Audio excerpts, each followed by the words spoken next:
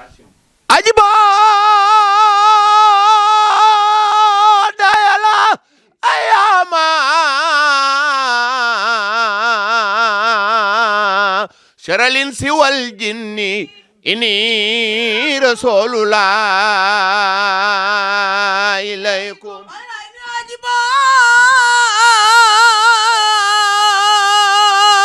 dayala ayama saral insi wal jinni inni rasulullah ilaykum leram ga jo lina bani ti waloy leral na rew mit badem Côte d'Ivoire leram ga jo lina bani ti walo leral na rew mit badem Côte d'Ivoire salay rasulullah baylay mu baax may la walay li baax salay rasulullah baylay mu baax may la bismillahi rahmani rahim a'udhu billahi minash shaitani rajim la hawla wala quwwata illa billahi al-aliyyil azim am naa yaakaar ni mbokk jullit yi baat boobu ngeen dégg mu jub ñu ubbee ko waxtaan wi kenn du laaj lu mu wund muy benn bis boo xam ni moom la génn góoru yàlla ubbee woon àddina muy appel bi ñu jóge ci barki démb incha allah bu nu yàlla dimbalee mu am beneen xew-xew ba ñu ciy sof nga xam ni benn mbër ci mbëri yàlla yi moo ko fakkoon muy Seydi Abdoulahi al ibnul xalifatul akbar muy yoonu Côte d'Ivoire mu dem fa ay yoon ngir moom mi yàlla jegleloon mission bi moo jogoo woon loolu tey jii nag comme addina bi fii mu toll du ñëpp war a wax waaye du ñëpp war a noppi ñooñu war a wax nag kenn ci ñoom moo jóg sof yoon woowu muy Serigne Cheikh Mbacké Laye Gaynde Fatma war a ànd ak njaboot gi ñu dem Côte d'Ivoire ci kattanu yàlla et comme nag maga ko sampoon muy Seydi Abdoulahi ku dem Côte d'Ivoire ca ba muy commencé dem fa ba ñu fa mujjee nga xam ne ku yokkul yaa wàññi macha allah la ne Côte d'Ivoire foofu rek la ne ci kàttanu yàlla samp mag nag moo mel noonu kon nag ñu ngi jox Seydina Limaamu Laay Sekk mi nga xam ni moom la fa yàlla samp mook daayira ba mu fa nekkal ci kàttanu yàlla ñuy wax mbir moomu nan lay tëddee incha allah yàlla na yàlla defal ndimbal ba ñu fekk ko ak jàmm te ki nga xam ne mooy jiite yoon wi yàlla dolli ko dimbal parce que borom jàmmalaay bismillah أعوذ بالله من الشيطان الرجيم بسم الله الرحمن الرحيم لا حول ولا قوة إلا بالله العظيم ñi ngi nuyu jotaay bi waaye di jiital sunu nuyu xalifa Seydina Limaamu Laay muy sunu baay Mouhamadou Makhtar Laay yàlla na fi yàgg te wér yen bi ko yàlla yen yàlla na ko yàlla oyofal sang bi ñi ngi lay ziyaar di jaare ci yow di ziyaar di nuyu ahlu baytu rasul yépp di kontaan ci yow di am mbégte ci daje bi ñu daje ndax daje bi lan mooy solop daje bi lan mooy maanaam objectif bi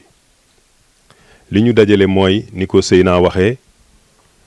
préparer xew-xew bi ñu dëgmal gannaaw bu ñu célébrer 142e anniversaire de Seydina Limaamu Laay al Mahdiyu fii ci Cambérène Ngor ak Yoff bërki démb ñi ngi dëgmal Côte d'Ivoire Côte d'Ivoire nag dafa am secret sëriñ bi dina koy wax secret Côte d'Ivoire mooy baatin bi mu lalu baatin bi mooy sëriñ Ablaay mu tedd ma yal na yàlla dolli leeram moo fa ñëw mission ñëwaat fa mission ñëwaat fa mission te fu mu wàcc yàlla barkeel ko barke boobu moo topp ña fa nekk naam barewuñu waaye fu ñu nekk te sëriñ Ablaay jaar fa àddina bépp dinañ leen dégg loolu mooy secret Côte d'Ivoire ci ndigalu xalifa bi ak kilifa yi ngànk diine ji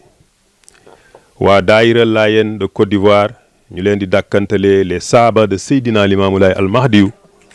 bayraan mu baax ma moo leen joxoon tur wi ñooy préparer appel bi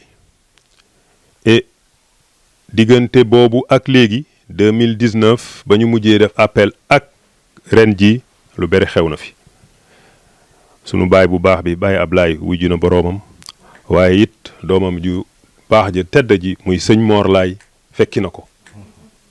te ku xam sëriñ Mor Laay ak digganteem ak ba sëriñ Cheikh xam ni loolu mbir mu tiis la ndax sëriñ Mor noppeeguñu di ko jooy te jugagul sunu xol digagul sunu xel te ñi ngi koy dolli ñaanal fa mu tëdd yal na yàlla dolli ay leeram yal na yàlla yëkkati ay martabaam amoon na taxawaay bu rëy ci appelu Côte d'Ivoire bi mënuñu yëkkati kàddu ci kanamu sëriñ Cheikh kanamu saaba yi toog te fàttalikuwuñu jëfuk sëriñ Mor gunge bi mu doon gunge sang bi di ko wéttali di ko accompagner ci xare bi ñuy xare Côte d'Ivoire mbir mi nag dañu jàpp date bi mooy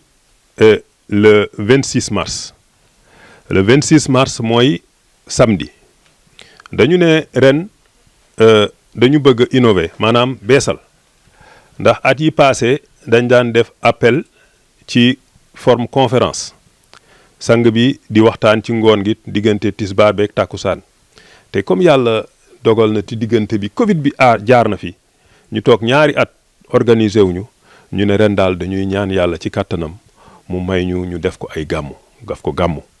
commencé ko samedi 26 mars ci 23h ba 4h30 du matin ndax ñu yaatal waxtaan wi yaatu sikar si yaatu te ren te mu jàng yi mooy incha allah le tawhid en hommage à Serigne Abdoulaye Thiaw Laye ak doomam Serigne Mor Laye donc tawhid rek la ñu bëgg guddi googu ak waxtaane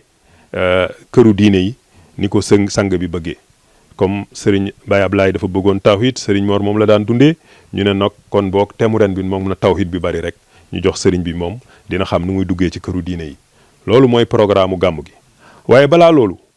dañu bëgg délégation yi incha allah bu ñuy ñëw ñu ñëw le jeudi 24 donc moo tax ñu lancé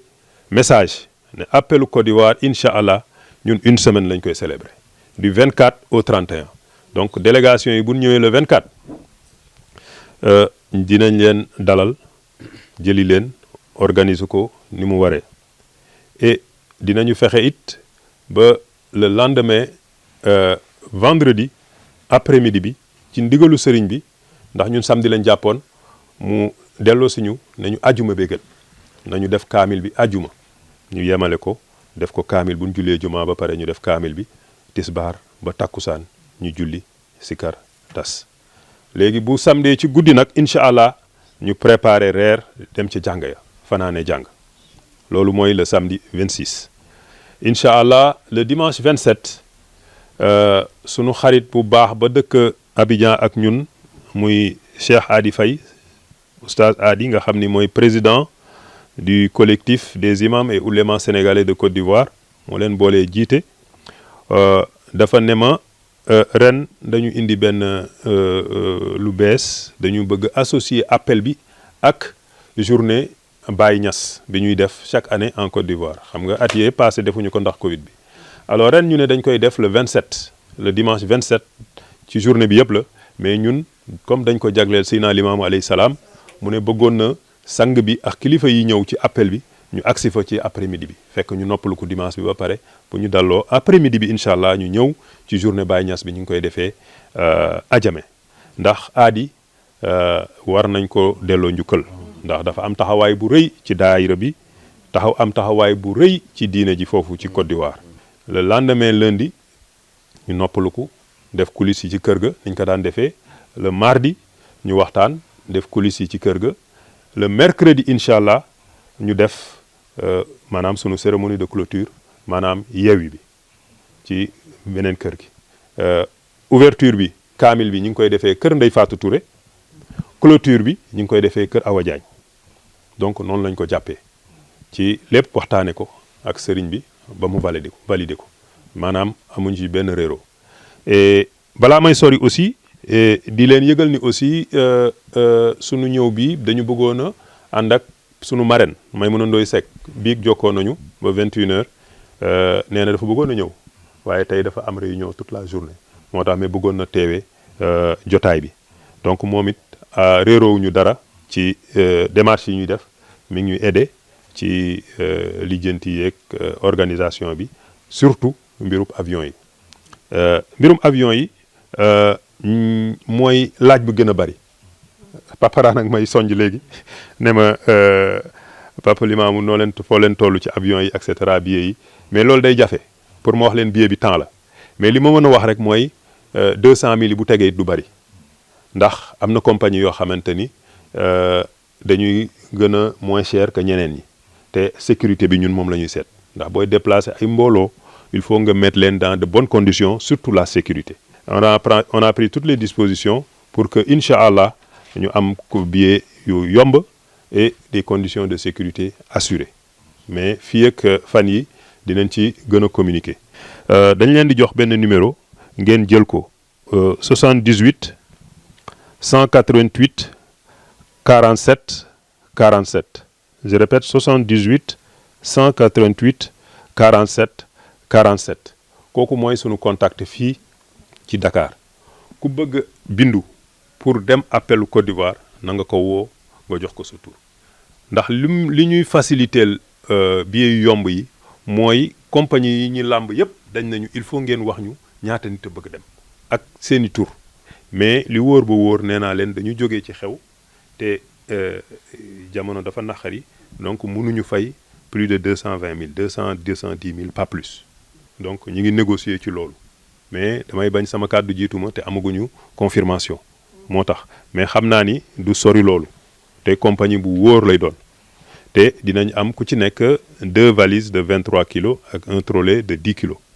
mais beneen information bi ma bëgg a passé mooy affaire Covid bi ndax am na tuuti waxtaan débat sànq ndaak mi ngi ma naan dañu génne décision boo xamante ni en Côte d'Ivoire ak seegul fii Sénégal mais ma xam ni des na comme aujourd'hui nous sommes le 9 te incha allah le 24 la délégation yi di commencé amaana am na ñu bëgganteel a ñëw loolu wàññiwul dara mais le 24 le grand nombre bu ñuy ñëw je pense que situation bi dina gën a leer bu boobaa je pense test Covid yi dootu ko aaju mais li am solo ba am solo mooy ku def test Covid ba am sa carte bu wane ni def nga ñaari doses yi kooku test PCR bi dina la wàcc moo tax ndaak suggéré na ma bu ñu demee Côte d'Ivoire ñu jéem a gis ministre de la santé ñu contacter ko ñu mettre ñu en rapport avec les autorités aéroportuaires pour ñu oyofal ñu entrée bi en Côte d'Ivoire. On va bien entendu associer l'ambassadeur et les autorités de Côte d'Ivoire le ministre de l'Intérieur ak ñoom ñëpp sëriñ bi ñu ngi dalal sa xel seeni lettre dem na bind nañu leen sapeur pompier police ndax booy déplacer mbooloo dëkk ba dëkk il faut nga jël sa ay dispositions sa ay matuwaay donc pour dalal xel yi li ñu war a def côté boobu yëpp def nañ ko sa xarit imam bu grande mosquée de Treichville aussi Kane Mouhamadou Racine Kane seeti nañ ko yëgal nañ ko bés bi wax ko ni ci buntu jumaa ji foofu la ñuy defee gàmmu gi mu kontaan si rafetlu ko fi may tëjee mooy daayira bi nekk Côte d'Ivoire ñi ngi kontaan di remercier sëriñ bi ñëpp président vice-président surtout sa xarit Malick Menn sa mos Malick nga xam ni tàyyiwul sonnul mi ngi propagande mi ngi recherche des moyens ku nekk ku baax ku mu xam mi ngi koy woo ñëwal ci daayira bi ñëwal jàpp ci et cetera ñoom ñëpp ñi ngi takk seen ndigg taxaw commencé liggéey bi préparé di teeru di xaar gan yi ñoom daal sëriñ bi ñi ngi gën a feddali sunu kóllëre ak yow ndax wax dëgg yàlla sunu ànd bi ni ñu jiitee daayira bi gis nañ ci sunu bopp gis nañ ci yokkute te gis nañ ci njariñ wax dëgg yàlla ndax c'est pas parce que ñi ngi toog mais dëgg boo ko gisee lu ne fàng kenn du ko jeex Serigne Cheikh dafa disponible macha allah foo ko woo mu ñëw bu dee xew bànneex dina dagg soxlaam ñëw barki dem mariage doomu ndaag bi bu dee xew naxar dina ñëw ànd ak nit ñi dem ci almérie dem taxawu leen et cetera bu dee Côte d'Ivoire sax dëj bi Côte d'Ivoire la du jógee téléphone di ñu woo di ñu nemmeeku di xool foo leen toll dem ngeen almérie et cetera sëriñ bu toll noonu nag disponible noonu boo ko amee bu jotaay yi amee da nga koy remercier franchement da nga koy remercier fi ci mujjee mooy daara ji dama ko bëggoon bàyyeeg ndaak sax waaye daal damay introduire daara ji rek yem foofu ndax ñoom ñooy principal concerné maa ngi sant di gërëm di ñaan xew-xew bii ñu dëgmal yàlla nañ ci yàlla defal ndam yàlla nañ ci yàlla defal sutura yàlla def ci poosi dara ba ñu bëgg a ñëw ñëpp ñëw incha allah salaamaaleykum wa rahmatullah auzu billahi mina seytaani rajim bismillahi rahmaani rahim maa ngi leen di nuyu di leen gërëm di leen sant ci turu daayira Côte d'Ivoire ñu koy wooye Saaba Seydina Limaamu parce que jigéen ñi ak góor ñi tamit jox nañ ma ndigal pour ma wax ci seen baat ñu ngi leen di xaar ba ñu santee yàlla ak Baylaay ak Seydi ñu ngi ci préparatif yi ñu ngi leen di xaar ñu ngi am yaakaar tamit ci yéen il faut dire que bi ñu ñëwee ba léegi tamit ñun ñi nga xamante ni ñoo jóge foofu ñu ngi def de gauche à droite ñu ngi def de telle sorte que ñu am vraiment le monde qu'il faut pour ñu nit ñi mën a dem Côte d'Ivoire sëñ Cheikh tamit ñu ngi koy gërëm parce que bi Limaamu jëlee initiative daara ji franchement découragé wuñu mais teg nañu fu jub ñu ngi leen di gërëm parce que li ma waroon wax parce que suñu président bëggul nag souvent ku koy gërëm loolu man je suis déjà chose donc mais mi ngi def effort yu bari donc dañu koy ñaanal toujours Cheikh nga ñaanalal ñu Limaamu mi ak waa këram bu sëñ Cheikh jógee aéroport bay dugg si ci kër gi ñi ñëwoon ñëpp teeru ce qu'il faut c'est-à-dire bala bu kenn génn di dem gauche ou bien droite ñun teeru bu rëy la ñu ko bëgg a teeroo donc bu kenn dem fenn entrée Cheikh ci kër Limaamu la ñu bëgg mu nekk entrée bu rëy nañu ko teeru bu rafet entrée bi bu kenn manqué asalaamaaleykum wa rahmatullahi taala bismillahi irrahmani irrahim alhamdulilahi rabbil alamin wasalaatu wasalaam ala imamillah wa alihi wa sahbihi ajmain asalaamu aleykum wa rahmatullahi taala wa barakatuhu mbokk jullit yi ñuy déglu di ñu seetaan nu ngi leen di nuyu di leen ziyaar di ñaan ci yàlla suñu kàddu gi yàlla na leen fekk ci jàmm ak sutura ak xéewal xam naa kàddu yu gàtt muy kàddu xalifa bi ginnaaw bi nu ko ñaanalee yàlla na fi yàgg tam wér yàlla defal ka njaboot gi yëpp ci góor ñi ak jigéen ñi mag ñi ak ndaw ñi kàddoom mooy ndigalam ci ndigalam lañu am yéene waaj dem Côte d'Ivoire di ñaan yàlla ci barkeem yàlla defal nu jàmm ba ñu àgg ak jàmm fekk fa jàmm lépp loo xamante ni nag waroon nañ ko wax Limaamu Laay Sekk wax na ko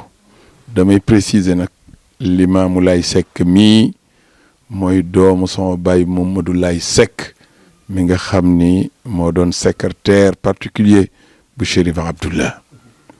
kon limaamu mi ñun ñëpp ñu ngi maasa di ko ñaanal ëmb daayir bëri yëpp ci taxawaayam bu rafet yàlla na ko yàlla defal ndimmal ak njaboot gi yëpp kon nag mbokk yi woote baa ngi noonu bàyyiwuñu kenn ku mën a ñëw jàppale ñu rek ni ñu ñëw jàppale ñu rawatina ahlu bayt yi ñëpp maa ngi leen di woo ku mënul demit nag nu ñaanal ndax lii ci jihaad la bokk kon nag ñu ngi woo ñëpp bàyyiwuñu kenn lay mun muxtaar lii daal laa amoon ci lu may wax maa ngi soññi ñëpp man nag suma invité d'honneur mooy soxna Maymuna Ndoy Seck mooy suma invité d'honneur kon moom itam ñu ngi koy woo di woo kilifa yëpp di ñaanal nag ñaari réew yi wala adduna bi yëpp waaye xassa nag ñaari réew yi ndax itam Sénégal mooy Côte d'Ivoire yi Sénégal kon nag suñuy njiit président de la République Alaaji Macky Sall ñu ngi koy ñaanal ndax ci loxoom la ñu ne waaye bu ñu demee fële it Côte d'Ivoire ci loxo Alassane Ouattara la ñuy ne kon noo ngi ñaan sunu ñaari réew yi ak li ko wër yëpp yàlla na fi yàlla def jàmm lii moo doon kàddu yi wasalaamu aleykum wa rahmatullahi taala wa barakaatuhu. Yàlla yaay ki moom lépp yàlla yaay ki ne fépp yàlla yaay ki mën lépp yaaya bal limaamoo yàlla yaay ki moom lépp yàlla yaay ki ne fépp mbur yàlla yaay ki man lépp yaaya bal yaa rabbana yàlla yaay ki moom lépp yàlla yaay ki ne fépp bur yàlla yaay ki mën lépp yaaya bal limaamoo yaa rabbana yàlla yaay ki moom lépp yàlla yaay ki ne fépp mbur yàlla yaay ki man lépp yaaya bal yaa rabbana yàlla yaay ki moom lépp yàlla yaay ki ne fépp bur yàlla yaay ki mën lépp yaaya bal yaa rabbana yàlla yaay ki moom lépp yàlla yaay ki ne fépp mbur yàlla yaay ki man lépp yaaya bal bàyyi lay yoo fi géej la feero dotti réew mi ay leer raw na jant ci leer yaa ñu doy yaa rabbana yàlla yaay ki moom lépp yàlla yaay ki ne fépp mbur yàlla yaay ki man lépp yaaya bal bàyyi lay yaay ndawal borom bi yaay njiital yoonam be nan ko roy ci yoon be yaa ñu doy yaa rabbana yàlla yaay ki moom lépp yàlla yaay ki ne fépp mbur yàlla yaay ki man lépp yaaya bal waaw waxlu laay raw ngeen seeni maste am ngeen cër bi gënte xam ngeen moom ma doy yaa rabbana yàlla yaay ki moom lépp yàlla yaay ki ne fépp mbur yàlla yaay ki man lépp yaaya bal waaw yàgg mooy daan yaa ñu doy yaa rabbana ñant war la bég leen ñant wel ku gëm yàgg mooy daan bàyyi lay gëm ko cër la bég leen weddi yal ku xam ngeen yàgg mooy daan yaa ñu doy kenn mësul gis loolu.